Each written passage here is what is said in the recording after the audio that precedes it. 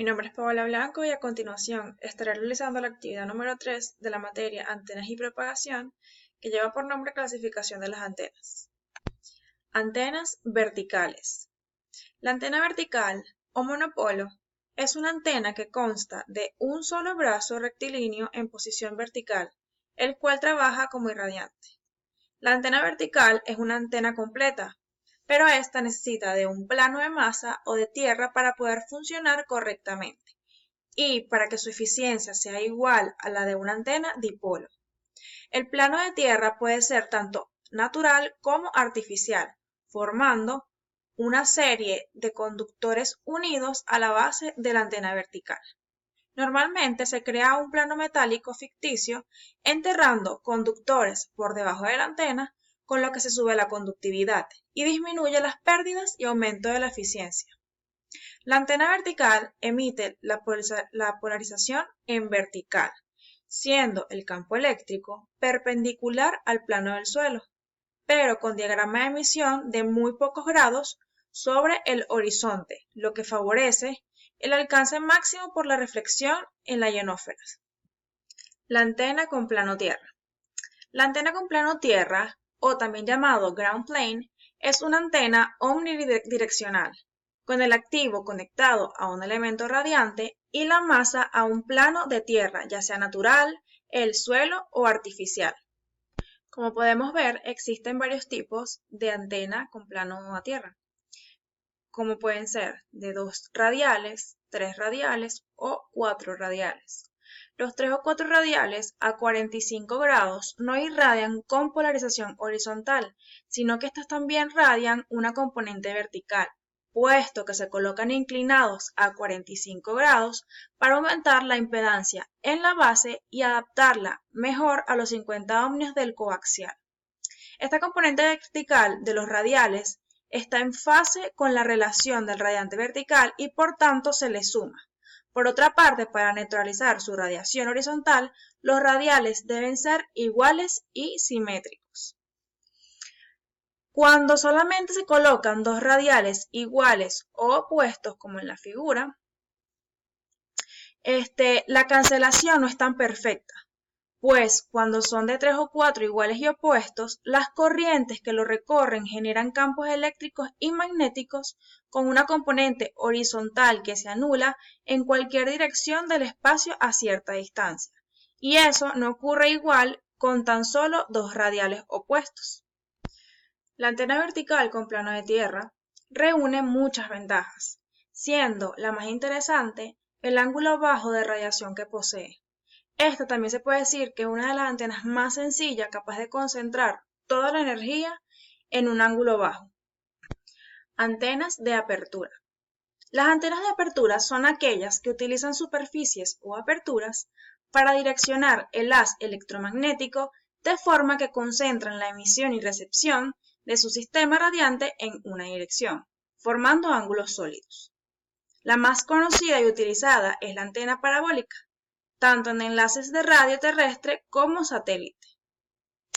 Como podemos ver, existen varios tipos de antenas de apertura, como lo son la antena bocina, antena parabólica, radar Doppler y las reflectoras. Las antenas de bocina. Las antenas de bocina consisten en una guía de onda en la cual el área de la sección se va incrementando progresivamente hasta un extremo abierto, que se comporta como una apertura. Tipos de antena bocina. Tenemos las bocinas rectangulares. Dentro de las rectangulares están la sectorial plano H, la sectorial en el plano E y la piramidal. Y también la bocina cónica. Dentro de la bocina cónica tenemos la dominante, multimodo y corrugadas. Entonces, recibirá el nombre de sectorial en el plano H cuando ésta se abre en el plano horizontal. Cuando se abre en el plano vertical, lleva el nombre de sectorial plano E, y llamaremos piramidal cuando se abre simultáneamente tanto en el plano vertical como en el horizontal. La bocina cónica. Esta está formada por una guía de onda circular que propaga el modo fundamental que se abre en forma de cono y termina en forma de apertura circular. Estas se utilizan fundamentalmente en antenas de satélite de haz global. Son las más adecuadas para utilizar polarizaciones circulares, aunque también pueden utilizar polarización lineal. Según el modo de propagación transmitido se clasifican como bocinas de modo dominante, que ésta sintoniza el modo predominante de la guía de onda circular, bocina multimodo, que ésta se sintoniza al modo de propagación de la onda que se propaga por la guía de onda, y las bocinas corrugadas, que éstas se ajustan a un modo híbrido, con lo que se consigue un ancho de haz amplio y simétrico, gracias a lo cual el reflector se alimenta uniformemente. Las antenas bocinas se suelen utilizar para iluminar un reflector, formando lo que se denomina una antena parabólica. De igual manera, se pueden utilizar de forma aislada como antenas de cobertura global en satélites o bien formando agrupaciones para conformar un determinado diagrama de radiación. También pueden utilizarse para transmitir o recibir ondas de una determinada polarización. Para transmitir o recibir simultáneamente en más de una polarización, es necesario utilizar un dispositivo en guía de onda denominado ortomodo. Las antenas parabólicas. La antena parabólica es un tipo de antena que se caracteriza por llevar un reflector parabólico cuya superficie es en realidad un paraboloide de revolución. Las antenas parabólicas pueden ser transmisoras, receptoras o full duplex, llamadas así cuando pueden transmitir y recibir simultáneamente. Estas suelen ser utilizadas a frecuencias altas y tienen una ganancia elevada. Los tipos de antenas parabólicas. Comenzaremos con el foco primario. Este se caracteriza por tener el reflector parabólico centrado con respecto al foco, como podemos ver en la imagen. La antena parabólica offset. Esta se caracteriza por tener el reflector parabólico desplazado con respecto al foco. Estas son más eficientes que las parabólicas de foco centrado o primario, porque el alimentador no hace sombra sobre la superficie reflectora, como podemos ver acá.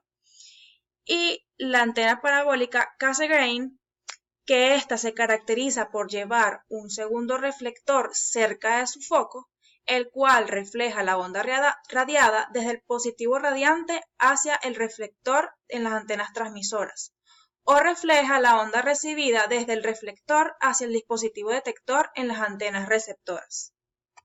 El radar Doppler. Un radar Doppler es aquel radar que usa el efecto Doppler en los ecos de retorno de blancos para medir su velocidad radial. Para ser más específico, la señal de microonda enviada por el haz direccional en la antena de radar se refleja hacia el radar y se comparan las frecuencias arriba o abajo desde la señal original, permitiendo mediciones directas y altamente seguras de componentes de velocidades de blancos en la dirección del haz.